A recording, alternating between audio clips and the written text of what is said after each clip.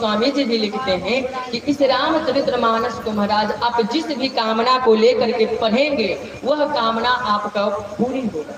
रामचरितमानस में स्पष्ट गोस्वामी जी लिखते हैं कि जे सकाम नर सुन इज गावहि सुख संपत्ति नाना विधि पावहि। जे जिस कामना को लेकर के आप इस कथा को सुनेंगे, इस श्री रामचरितमानस को पढ़ेंगे महाराज, वह कामना आपका पूर्ण होगा।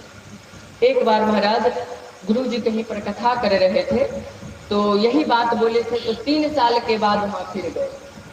किसी ने उनसे कहा कि महाराज आप जो बात बोले आपकी बात झूठी निकल गई। महाराज गुरु जी बोले कि हमने कौन सा ऐसा बात कह दिया जो हमारी बात झूठी निकल गई। वो बोले कि आपने कहा था कि इस रामचरितमानस को जो भी व्यक्ति जिस निष्ठा से सुनेगा, जिस कामना को लेकर के सुनेगा, उसकी वह कामना पूरी होगी। लेकिन हम 3 साल से पढ़ रहे हैं, हमारी आज तक कामना पूरी नहीं हुई।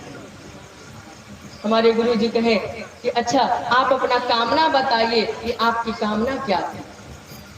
तो महाराज कहते हैं कि हमारा पड़ोसी जो है हमसे खूब तरक्की कर रहा है, हम सोचते हैं वह हमसे नीचे हो जाए, उससे हम तरक्की अधिक करने लगे, और ये आज तक नहीं हुआ है।